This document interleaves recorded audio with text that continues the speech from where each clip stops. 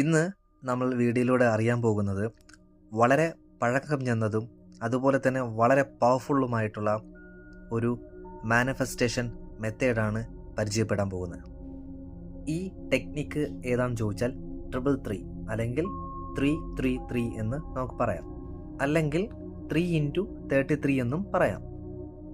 ഏതൊരു manifestation technique നമ്മൾ try ചെയ്യുമ്പോഴും അത് എന്തുകൊണ്ടാണ് നമ്മൾ ചെയ്യേണ്ടതെന്ന് നമ്മൾ അറിഞ്ഞിരിക്കണം, അല്ലെങ്കിൽ എന്തിനാണ് ഇത് ചെയ്യേണ്ടതെന്ന് നമ്മൾ അറിഞ്ഞിരിക്കണം.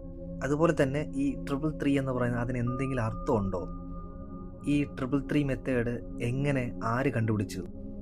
ഇതുപോലെ മറ്റാരും പറയാത്ത വളരെ സീക്രട്ടായിട്ടുള്ള രഹസ്യമായിട്ടുള്ള കുറച്ച് കാര്യങ്ങൾ ഇന്ന് ഞാൻ നിങ്ങൾക്ക് വേണ്ടി ഈ വീഡിയോയിലൂടെ പറയുന്നതായിരിക്കും. അതുപോലെ ഈ വീഡിയോ മുഴുവനായിട്ട് കാണാനായിട്ട് ശ്രദ്ധിക്കുക, കാരണം ഏറ്റവും അവസാനം ഈ 33x3 എന്ന പ്രോസസ്സ് എങ്ങനെയാണ് ചെയ്യേണ്ടതെന്നും വളരെ വ്യക്തമായി പറഞ്ഞു തരുന്നതാവും. വീഡിയോയിലേക്ക് പോകുന്ന മുന്നേ നമുക്ക് ചെറിയൊരു കൂട്ടായ്മയുണ്ട്, വാട്സപ്പ് കമ്മ്യൂണിറ്റി. സോ നിങ്ങൾക്ക് നമ്മളെ കൂട്ടായ്മയിൽ അസോസിയേറ്റ് ചെയ്യാനായിട്ട് അവസരമുണ്ട്. ഡിസ്ക്രിപ്ഷനിൽ വാട്സപ്പ് ലിങ്ക് എടുത്തിട്ടുണ്ടാവും. നിങ്ങൾക്ക് ഉറപ്പായിട്ടും ആ ലിങ്കിൽ ക്ലിക്ക് ചെയ്ത് നമ്മുടെ കമ്മ്യൂണിറ്റിയിൽ അസോസിയേറ്റ് ചെയ്യാം. അതുപോലെ ആദ്യമായിട്ടാണ് നമ്മുടെ ചാനൽ കാണുന്ന ഒരു വ്യക്തി, ഉറപ്പായിട്ടും നിങ്ങളുടെ സപ്പോർട്ട് അത്യാവശ്യമാണ്.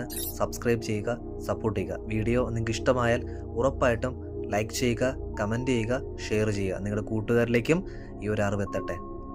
അപ്പം ഫസ്റ്റ് നമ്മൾ നോക്കേണ്ടത് എന്താണ് ഈ 333 മാനിഫെസ്റ്റേഷൻ എന്ന് ശ്രദ്ധിക്കുക. ഈ 333 മാനിഫെസ്റ്റേഷൻ ടെക്നിക്ക് അല്ലെങ്കിൽ മെത്തേഡ് എന്ന് പറയുന്നത് ലോ ഓഫ് അട്രാക്ഷൻ്റെ ഒരു റൈറ്റിംഗ് മെത്തേഡാണ്.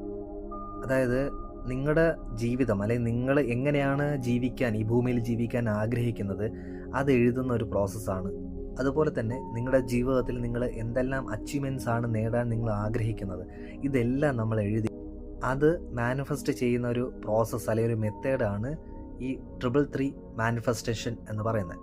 ഈ 333 ടെക്നിക്ക് നിങ്ങൾ യൂസ് ചെയ്യുന്നത് കൊണ്ട് തന്നെ നിങ്ങളുടെ ഉള്ളിലുള്ള ഇൻറ്റൻഷൻ, ഫോക്കസ്, ഇമോഷൻസ്, അതുപോലെ തന്നെ ഈ 333 ഉള്ള സ്പിരിച്വൽ പവേഴ്സ്, ഇതെല്ലാം നമ്മുടെ സബ് കോൺഷ്യസ് മൈൻഡിൽ റിപ്പീറ്റായിട്ട് കേട്ടുകൊണ്ടിരിക്കും. എന്തുകൊണ്ടാണ്? നമ്മൾ റിപ്പീറ്റാണ് നമ്മൾ എഴുതിക്കൊണ്ടിരിക്കുക. അതുകൊണ്ട് തന്നെ നിങ്ങളുടെ സ്വപ്നങ്ങളായിക്കോട്ടെ, നിങ്ങളുടെ ആഗ്രഹങ്ങളായിക്കോട്ടെ, ഇതെല്ലാം വളരെ വേഗം നിങ്ങളിലേക്ക് എത്തിച്ചേരും. ഇനി എന്തുകൊണ്ടാണ് 3 എന്ന നമ്പർ ഇവിടെ ഉപയോഗിക്കുന്നതെന്നോ? നിങ്ങൾക്ക് എല്ലാവർക്കും അറിയാം നിക്കോള ടെസ്ല എന്താ പറയുന്നതെന്ന്. ഈ 3 എന്ന് പറയുന്ന നമ്പർ, 3 എന്ന് പറയുന്ന നമ്പർ വളരെ പവർഫുൾ ആയിട്ടുള്ള ഒരു നമ്പറാണ്. അതായത് ഈ 3 എന്ന നമ്പറിലുള്ള ഫ്രീക്വൻസിയും നമ്മുടെ സബ് കോൺഷ്യസ് മൈൻഡിലുള്ള ഫ്രീക്വൻസി വളരെ പെട്ടെന്ന് തന്നെ എന്ത് ചെയ്യും, മാച്ച് ആകുന്നുവെന്ന് അദ്ദേഹം കണ്ടുപിടിക്കേണ്ടായി. സോ അതുകൊണ്ടാണ് നമ്മുടെ നിക്കോള ടെസ്ല പറയുന്നത് നമ്പർ 3 എന്നത് ഒരു ഡിവൈൻ നമ്പർ എന്ന്. അതായത് നമ്മുടെ 333, അതായത് 3 പ്രാവശ്യം വന്നു കഴിഞ്ഞാൽ അതൊരു 333 മാനിഫെസ്റ്റേഷൻ ടെക്നിക്ക് എന്ന് പറയുന്നു. അതുപോലെ തന്നെ ഈ നമ്പർ 3നും അതുപോലെ ലോ ഓഫ് അട്രാക്ഷനും വളരെ കണക്റ്റഡ് ആണ്, ഒരു ബോണ്ടുണ്ട്. അതുമാത്രമല്ല, ദ സീക്രട്ട് എന്ന ബുക്കിൽ 3ൻ്റെ ഇമ്പോർട്ടൻസ്, അതിൻ്റെ പ്രാധാന്യം എത്രമാത്രമെന്ന് സീക്രട്ട് ബുക്കിൽ കൊടുത്തിട്ടുണ്ട്. അതിൽ ഒരു എക്സാമ്പിൾ പറയുന്നുണ്ട്, നമ്മൾ എന്തെങ്കിലും ഒരു കാര്യത്തിന് വേണ്ടി നന്ദി പറയുകയാണെങ്കിൽ അത് 3 പ്രാവശ്യം പറയുക എന്ന് വളരെ വ്യക്തമായി കൊടുത്തിട്ടുണ്ട്. താങ്ക് യു എന്ന്. ഇപ്പോൾ നിങ്ങൾക്ക് ഈ 333യുടെ പവർ എന്താണെന്ന് മനസ്സിലായിട്ടുണ്ടാവും. ഇനി എങ്ങനെയാണ് ഈ 333 മെത്തേഡ് നമുക്ക് നമ്മുടെ ജീവിതത്തിലേക്ക് അപ്ലൈ ചെയ്യാം, അല്ലെങ്കിൽ ഈ മെത്തേഡ് എങ്ങനെയാണ് ചെയ്യേണ്ടതെന്ന് പോയിന്റ് ബൈ പോയിന്റ് ആയിട്ട് നിങ്ങൾക്ക് എക്സ്പ്ലെയിൻ ചെയ്തു തരാം. ഫസ്റ്റ് സ്റ്റെപ്പ് എന്നത് നിങ്ങൾ ആദ്യം നിങ്ങളുടെ ഒരു ഇൻറ്റൻഷൻ സെറ്റ് ചെയ്യുക, അല്ലെങ്കിൽ നിങ്ങളുടെ ഒരു ഗോൾ സെറ്റ് ചെയ്യുക എന്നതാണ്. നിങ്ങൾ എന്ത് ഗോളാണ് അല്ലെങ്കിൽ നിങ്ങളുടെ എന്ത് ആഗ്രഹമാണ് നിങ്ങൾ അട്രാക്റ്റ് ചെയ്യാൻ ആഗ്രഹിക്കുന്നത്, അത് ആദ്യം ഫിക്സ് ചെയ്യുക. ഇനി എങ്ങനെയാണ് നിങ്ങളുടെ ഇൻറ്റൻഷൻ അല്ലെങ്കിൽ നിങ്ങളുടെ ഗോള് സെറ്റ് ചെയ്യേണ്ടതെന്ന് ചോദിച്ചു കഴിഞ്ഞാൽ ആദ്യം ഒരു പേപ്പർ എടുക്കുക. നിങ്ങളുടെ ആഗ്രഹങ്ങൾ എന്തൊക്കെയാണോ അതെല്ലാം എഴുതണം. 1 2 3 ലൈക്ക് ദാറ്റ്. നിങ്ങൾ എഴുതുന്നത് ക്ലിയർ ആയിട്ടുള്ള സ്റ്റേറ്റ്മെൻറ്റ്സ് ആയിരിക്കണം. ശ്രദ്ധിക്കുക, നന്നായിട്ട് വൃത്തിയോടുകൂടി തന്നെ എഴുതുക. ഇത് എഴുതാനായിട്ട് നിങ്ങൾ ഇരിക്കുമ്പം പറയുന്നു, നിങ്ങൾ സമയമെടുത്തതിന് എഴുതുക. കാര്യം ഇത് അപ്പോഴപ്പോഴേ ചേഞ്ച് ചെയ്യേണ്ട ഒരു സംഭവമല്ല, സമയമെടുത്ത് ഇത് എഴുതുക. കുറച്ച് എക്സാമ്പിൾസ് പറയാം.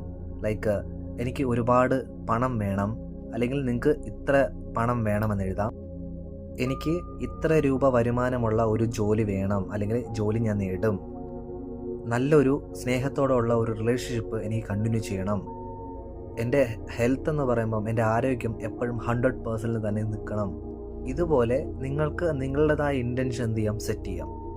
രണ്ടാമത്തെ സ്റ്റെപ്പ് എന്ന് പറയുന്നത്, നിങ്ങൾ എഴുതിയ ആ ഇൻറ്റൻഷൻ ഉണ്ടല്ലോ, അതിനെ നമ്മൾ എന്ത് ചെയ്യും, അഫർമേഷനായിട്ട് കൺവേർട്ട് ചെയ്യും. നമുക്കൊരു എക്സാമ്പിൾ നോക്കാം. ഞാനൊരു ഇൻറ്റൻഷൻ സെറ്റ് ചെയ്യാണ്. എനിക്കിപ്പോൾ ആണെങ്കിൽ ഒരുപാട് ബാധ്യതയുണ്ട്, അതുകൊണ്ട് തന്നെ എനിക്ക് ഒരുപാട് പണം ഇപ്പോൾ അത്യാവശ്യമാണ്. സോ ഇങ്ങനെ ഒരു ഇൻറ്റൻഷൻ ഞാൻ സെറ്റ് ചെയ്യാണ്. അപ്പം ഇതിനെങ്ങനെയാണ് നമ്മൾ അഫർമേഷനായിട്ട് കൺവേർട്ട് ചെയ്യണമെന്ന് ചോദിച്ചാൽ, ഞാനിപ്പം വളരെ സന്തോഷവനാണ്, എൻ്റെ കയ്യിലിപ്പം ഒരുപാട് പണമുണ്ട്, ഞാനിപ്പം ഒരു സന്തോഷമായിട്ടുള്ള ഒരു ജീവിതം മുന്നോട്ട് നയിച്ചുകൊണ്ടിരിക്കുകയാണ്. ഇതുപോലെ ആയിരിക്കണം നമ്മൾ അഫർമേഷൻ ക്രിയേറ്റ് ചെയ്യേണ്ടത്. ഇനി മറ്റു ചില ആൾക്കാർ അഫർമേഷൻ ചെയ്യുന്നത് തെറ്റായ ഒരു രീതിയിലാണ്. എങ്ങനെയാണ് നോക്കാം. ഞാൻ എല്ലാ കടവും അടച്ചു, എൻ്റെ അടുത്ത് ഇപ്പം ഒരുപാട് പണമുണ്ട്, ഞാനിപ്പോൾ വളരെ സന്തോഷത്തിലാണ്. സോ ഈ രീതിയിൽ അഫർമേഷൻ ഉപയോഗിക്കുന്നത് തെറ്റാണ്. എന്താണെന്ന് ചോദിച്ചാൽ, ഞാൻ കടം എന്ന് പറയുന്നില്ലേ, ആ കടം എന്ന് പറയുന്ന ഒരു നെഗറ്റീവായിട്ടുള്ള വേർഡാണ്. നിങ്ങൾ എപ്പോഴൊക്കെ കടം എന്ന് പറയുന്നു, ആ കടത്തെയാണ് നിങ്ങൾ എന്ത് ചെയ്യുന്നത്, അട്രാക്റ്റ് ചെയ്യപ്പെടുന്നത്.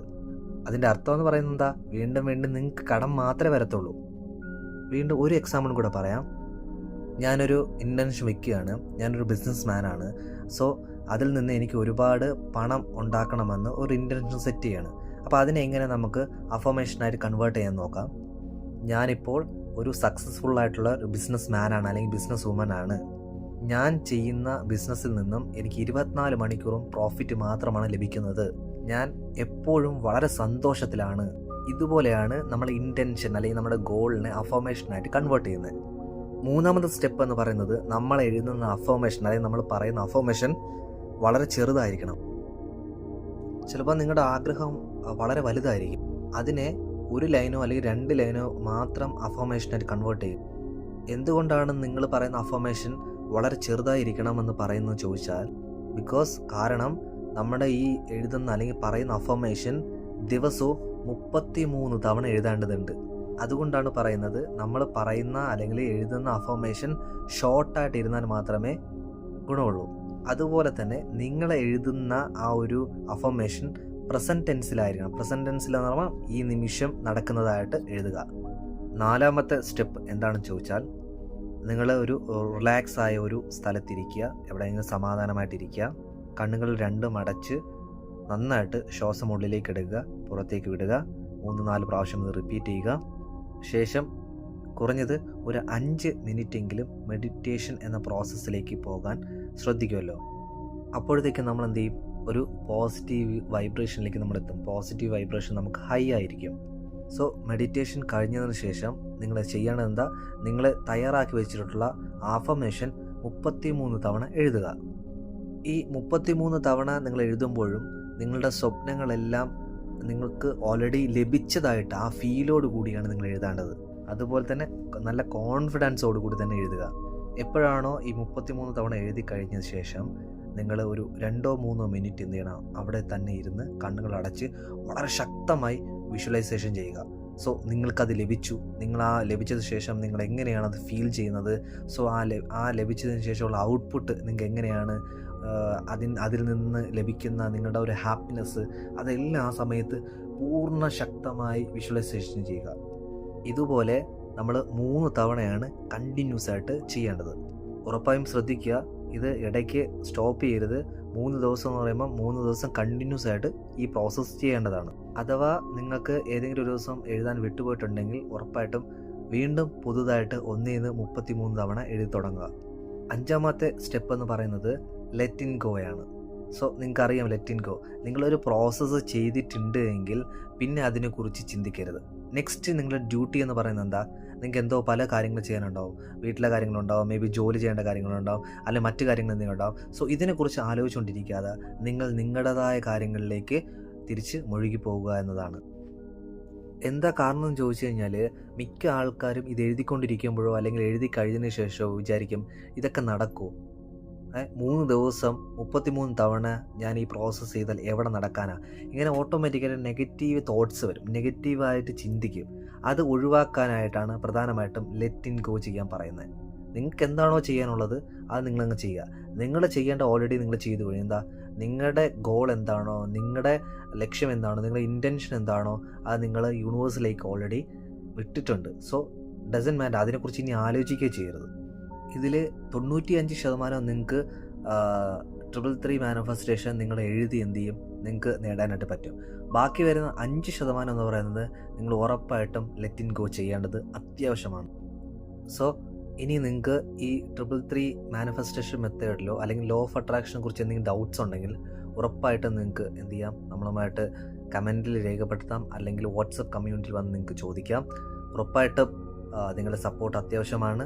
സോ എല്ലാവർക്കും എന്താണ് 333 മാനിഫെസ്റ്റേഷൻ മെത്തേഡ് എന്ന് മനസ്സിലായിട്ടുണ്ടെന്ന് വിശ്വസിക്കുന്നു. സോ എല്ലാവർക്കും സന്തോഷവും സമാധാനവും സമ്പത്ത് സമൃദ്ധിയും ഐശ്വര്യവും ആരോഗ്യവും ഉണ്ടാവട്ടെ. Thank you so much. Thank you.